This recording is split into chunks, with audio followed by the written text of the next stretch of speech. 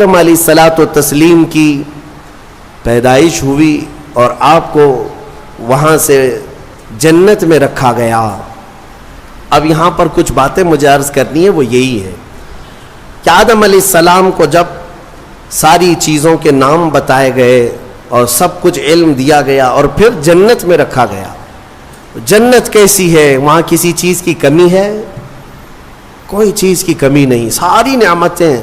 لیکن اس کے باوجود آدم علیہ السلام کو کچھ بے قراری تھی. کیوں؟ اس لیے کہ انسان جو ہے تنہا نہیں رہتا، انسان کو کوئی دوسرا انسان چاہیے. انس سے بنا ہے انسان. انس کہتے ہیں محبت کو، اس کے فطرت میں ہے، یہ کھچاؤ، دوسرے کے ساتھ اس کا کھچاؤ ہے، لگاؤ ہے، دوست بناتا ہی ہے، اکیلا نہیں رہے گا انسان. تو آدم علیہ السلام کو جو یہ بے قراری تھی وہ تنہا ہونے کی. پھر ایک دن اللہ رب العزت نے ان کی بائیں پسلی سے کچھ حصہ نکالا اور اس سے ایک عورت کو بنایا گیا، وہ حضرت حوا تھی. ہاں، اتنی بات میں آپ کو بتا دوں، آدم علیہ السلام کی پیدائش وہ کس جگہ ہوئی اللہ بہتر جانے، کوئی تو جگہ ہوگی، لیکن عورت کی پیدائش تو جنت کے اندر ہوئی. کہاں ہوئی ہے؟ جنت کے اندر ہوئی ہے. ہاں، جنت میں پیدا ہوئی ہے عورت، یہ اس کا مقام ہے اور یہ جنتی چیز ہے. اللہ تبارک و تعالیٰ نے اس میں جو خوبصورتی رکھی ہے عورت کے اندر، وہ جنت کی کشش ہے. جب حضرت آدم علیہ السلام حضرت حوا کو دیکھتے ہیں، آپ کو پتا ہے حضرت حوا دنیا کی سب سے خوبصورت عورتوں میں سے ایک ہے، سب سے خوبصورت تھی. آدم علیہ السلام ان کی طرف ہاتھ بڑھانے لگے. رب تعالیٰ کا حکم ہوا، آدم تمہارے لیے حلال نہیں، تم اس کا مہر ادا کرو. مہر ادا کرو. مہر دینا یہ جنتی قانون ہے، آج بھی ہمارے نکاح میں مہر رکھا جاتا ہے. آدم علیہ السلام نے عرض کیا کہ مولا، میں یہاں کس چیز کا مالک ہوں، کیا چیز مہر میں دوں؟ رب تبارک و تعالیٰ نے فرمایا، آدم تمہاری اولاد میں اخیر زمانے میں میرا ایک محبوب نبی پیدا ہوگا جس کو آسمانوں میں احمد، زمینوں میں محمد کہا جائے گا. آدم تم اس پر 20 بار درود بھیجو، یہ حوا کا مہر ہو جائے گا. شیخ عبدالحق محدث دہلوی رحمۃ اللہ علیہ نے بھی اس کو لکھا ہے. آپ اندازہ کرو، ہماری ماں کا مہر درود پاک ہے. ہماری ماں ہمارے باپ کے لیے حلال ہوئی تو درود کے صدقے میں حلال ہوئی. اور جس کو درود سے چڑ ہے اسے سوچنا چاہیے کہ حلال ہونے کا طریقہ آدم علیہ السلام کے لیے حضرت حوا درود رکھا گیا. درود کے منکر تو کہاں جائے گا کہ اپنے ماں باپ کے بارے میں شک کرے گا. آدم علیہ السلام اس کے بعد حضرت بی بی حوا کو چھوتے ہیں. دونوں مزے سے رہ رہے تھے. قرآن میں اللہ فرماتا، یا آدم اسکن انت وزوجک الجنت فکلا منہا حیث شئتما. رب فرماتا ہے تم اور تمہاری بیوی جنت میں رہو، جو چاہے کھاتے رہو، جہاں سے من کرے کھاؤ. جنت میں گھومتے رہو، پھرتے رہو، ساری چیزیں تمہارے لیے اب حلال ہیں. لیکن رب نے فرمایا تھا وَلَا تَقْرَبَ هَذِهِ الشَّجَرَةَ، ایک درخت ہے اس کے قریب مت جانا. ایک درخت ہے اس کے قریب مت جانا. اللہ کی طرف سے منع تھا. وہ درخت کے قریب جانے کی ممانعت آئی تھی. تو ہوا کیا؟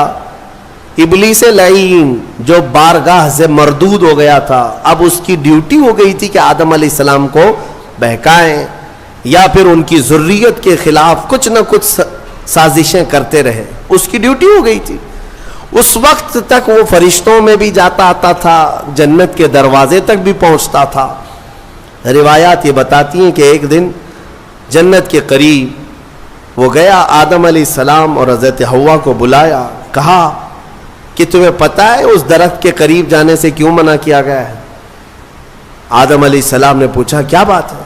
کہا اس درخت میں ایک پھل ہے، اگر تم کھا لو گے نا، الا ان تکونا ملکین او تکونا من الخالدین، تم یا تو فرشتے بن جاؤ گے یا ہمیشہ جنتی بن جاؤ گے. ہاں، اگر کھا لیے تو ہمیشہ کا ہو جائے گا، پکے ہو جاؤ گے، اس لیے تمہیں روکا گیا ہے. کھانے سے روکا گیا ہے کہ تم کنٹینیو نہ ہو جاؤ یہاں پہ, ہمیشہ کے نہ ہو جاؤ. آدم علیہ السلام اس کی باتوں میں نہیں آئے, لیکن اندر آنے کے بعد حضرت حوا بار بار کہنے لگیں آدم علیہ السلام سے کہ ایک بار پھل کھا کے تو دیکھتے ہیں, کھا کر کے تو دیکھتے ہیں. حضرت آدم علیہ السلام نے منع کیا, رب تبارک و تعالیٰ نے قریب جانے سے منع کیا ہے, وَلَا تَقْرَبَ هَذِهِ الشَّجَرَةَ. اب یہاں پر شیطان نے ایک لاجک سکھائی, منطق. ہاں قریب جانے سے منع کیا نا, درخت کا پھل کھانے سے تھوڑی نہ منع کیا. تو حضرت بی بی حوا نے پھل توڑ کر کے آدم علیہ السلام کو بھی پیش کیا, خود بھی کھائیں. جیسے ہی ان دونوں نے کھائے, قرآن میں اللہ فرماتا ہے دونوں کے کپڑے اتر گئے, لباس اتار لیا گیا, پورا کا پورا لباس اتار لیا گیا. جنت کے کچھ درختوں کے پتوں سے انہوں نے اپنا جسم چھپایا. پھر فوراً حکم آیا اللہ کا, قال اہبطوا, اتر جاؤ تم سب کے سب, تم سب اتر جاؤ جنت سے, زمین پر جاؤ. اس لیے کہ اللہ تعالیٰ نے جس چیز سے روکا تھا تم نے وہ کھا لیا. آدم علیہ السلام کو بھی اتارا گیا, بی بی حوا کو بھی اتارا گیا. جنت میں اور جنہوں نے ان کا تعاون کیا تھا سب کو اتارا گیا, زمین پر بھیج دیا گیا. اور پھر الگ الگ آدم علیہ السلام کو سرندیپ پہاڑ پر جو سری لنکا میں ہے آج, حضرت حوا کو جدہ میں سعودی عرب میں, اتنا لمبا فاصلہ, اور پوری بھری دنیا میں دو ہی لوگ ہیں اور ایک ادھر ایک ادھر. رب تبارک و تعالیٰ نے اتارا اور پھر یہ فرمایا ایک مدت تک تم کو زمین میں ٹھہرنا ہے اور پھر میری طرف لوٹ کر کے آنا ہے. آدم علیہ السلام اس بات پر روتے رہے, بہت روئے, تقریباً 350 سال روئے.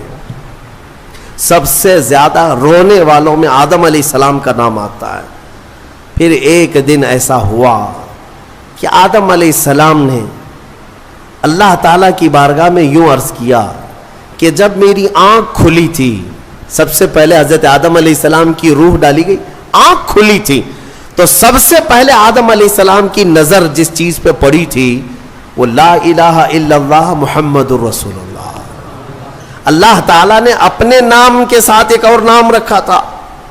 آدم علیہ السلام نے اللہ کی بارگاہ میں یوں عرض کیا کہ مولا, جس کا نام تو اپنے نام کے ساتھ آسمانوں میں رکھا اس کے طفیل میری توبہ قبول فرما. فوراً رب تبارک و تعالیٰ نے جبرائیل امین کو بھیجا, جاؤ آدم کی توبہ قبول ہوئی, اس لیے کہ محبوب کا وسیلہ لیا گیا. ہاں اسی لیے ہمارے امام بریلی کے تاجدار فرماتے ہیں وہ جہنم میں گیا جو ان سے مستغنی ہوا, ہے خلیل اللہ کو حاجت رسول اللہ کی, ہے خلیل اللہ کو حاجت رسول اللہ کی, عرش حق ہے مسند رفعت رسول اللہ کی, دیکھنی ہے حشر میں عزت رسول اللہ کی. یہ اتنا ہی نہیں میرے عزیزو, تمہیں کیا خبر, قیامت کے دن کے بارے میں بھی اعلیٰ حضرت فرماتے ہیں خلیل و نجی مسیح و صفی سبھی سے کہیں نہ بنی. قیامت کے دن یہ قوم کہاں کہاں جائے گی, سارے نبیوں کے پاس جائے گی. سب کیا کہیں گے, میرے علاوہ کسی اور کے پاس جاؤ. ہاں حضور فرمائیں گے آؤ میں تمہاری شفاعت کے لیے ہوں. اس کو اعلیٰ حضرت فرماتے ہیں خلیل و نجی مسیح و صفی سبھی سے کہیں نہ بنی, یہ بے خبری کی خلق پھری کہاں سے کہاں تمہارے لیے. یا رسول اللہ کہاں سے کہاں تمہارے لیے, دہن میں زباں تمہارے لیے, بدن میں ہے جان تمہارے لیے, ہم آئے یہاں تمہارے لیے, اٹھے بھی وہاں. الحمدللہ حضرت آدم علیہ السلام کی توبہ قبول ہوئی. اس کے بعد آپ کو حکم ہوا حج پہ جانے کا, آپ حج کے لیے آئے. کعبہ اس وقت موجود تھا, فرشتوں کا تعمیر کیا ہوا تھا. آدم علیہ السلام سفر کر کے گئے حج کے لیے. یہاں سے ایک بات میں عرض کرتا ہوں, دنیا کا پہلا حج ہندوستان کی سرزمین سے ہوا. آدم علیہ السلام اسی زمین سے گئے, اور ہمارے لیے فخر کی بات یہ ہے کہ یہ ہندوستان ہمارے باپ کی زمین ہے. ہاں آدم علیہ السلام باپ ہے کہ نہیں ہے, ہمارے باپ کی زمین ہے. الحمدللہ ہم اپنے باپ کی زمین پر قائم ہیں, ہاں کسی کے باپ کی نہیں ہے. اور فخر سے رہو، خوشی سے رہو. اللہ تبارک و تعالیٰ نے زمین پر تمہیں قرار دیا. آدم علیہ السلام جب وہاں پہنچے تو عرفات کے میدان میں حضرت حوا سے ملاقات ہوئی. پھر اس کے بعد زندگی کی ابتدا ہوئی، اولاد شروع ہوئی آدم علیہ السلام کی. پھر نسل انسانی کا ایک بہت بڑا سلسلہ شروع ہوا، اور اسی نسل انسانی کی برکت ہے کہ ہم اور آپ زمین پر آج موجود ہیں. اسی آدم علیہ السلام کی نسل سے ایک اور بات خاص طور پر عرض کرنا ہے، وہ یہ ہے کہ آدم علیہ السلام کہاں سے اتارے گئے تھے؟ میں نے ابھی آپ کے سامنے عرض کیا، کہاں سے اتارے گئے تھے؟ جنت سے اتارے گئے تھے. جنت سے اتارے گئے، اور جہاں سے آئے ہیں وہیں پر جانا چاہیے. اسی لیے کہا گیا انسان کو کہ تیرا اصلی وطن جنت ہے. تیرا اصلی وطن کیا ہے؟ جنت ہے. بچہ جب ماں کے پیٹ سے پیدا ہو کر کے دنیا میں آتا ہے تو روتا آتا ہے نا، دیکھا ہے نا آپ نے، روتے ہوئے آتا ہے. کیوں روتے ہوئے آتا ہے؟ بزرگوں نے فرمایا، خود میرے مرشد گرامی حضور تاج الشریعہ رحمۃ اللہ تعالی تشریح فرماتے تھے کہ بچہ روتا ہوا اس لیے آتا ہے کہ اس کا اصلی وطن چھوٹ گیا.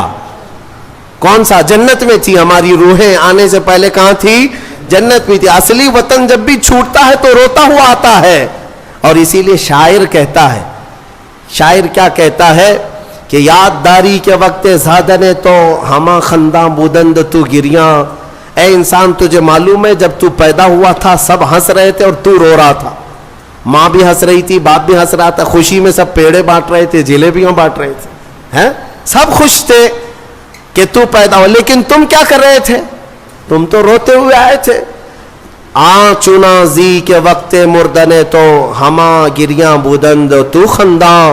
شاعر کہتا ہے اے انسان اب زندگی ایسی گزار کر جا کہ جب تیرے جانے کا وقت ہو تو سب رو رہے ہو اور تیرے لبوں پہ مسکراہٹ ہو. تو ہنستا ہوا جا. کون ہنستا ہوا جائے گا؟ جسے اپنے وطن پر جانے کا شوق ہو، اپنے اصلی وطن جانے کا جسے بھی شوق ہوگا، موت کے وقت اس کے لبوں پہ مسکراہٹ ہوگی. اور جسے جہنم جانے کا ہوگا، خاک مسکرائے گا، خاک مسکرائے گا.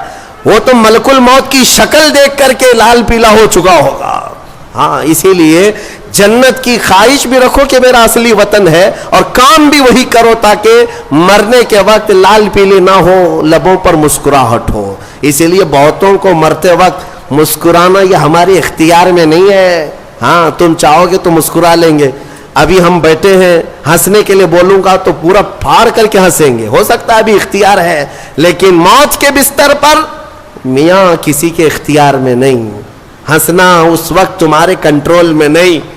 اس وقت تو نزع کا عالم ایسا کہ مکھی بھی بیٹھے تو پہاڑ کے برابر لگے ہیں. ہنس کہاں سکو گے؟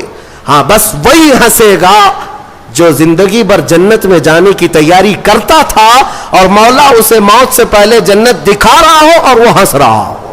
بس وہی ہنسے گا، باقی کسی کے کنٹرول میں نہیں ہے. اسی لیے میں اسی پر گفتگو ختم کرتا ہوں. ہمارے باپ آدم علیہ السلام جنت سے آئے تھے اور پھر وہ واپس جنت میں ہی جائیں گے. آدم علیہ السلام بھی، نوح علیہ السلام بھی، موسیٰ و عیسیٰ بھی، ابراہیم و اسماعیل بھی علیہ السلام، اور خود میرے آقا و مولا سیدنا محمد الرسول اللہ صلی اللہ علیہ وسلم جنت ہی میں جائیں گے. تو ہم جن کی امت ہے، ہمارے لیے یہی فرض ہے کہ ہم بھی وہیں جائیں جہاں ہمارے رسول جائیں گے.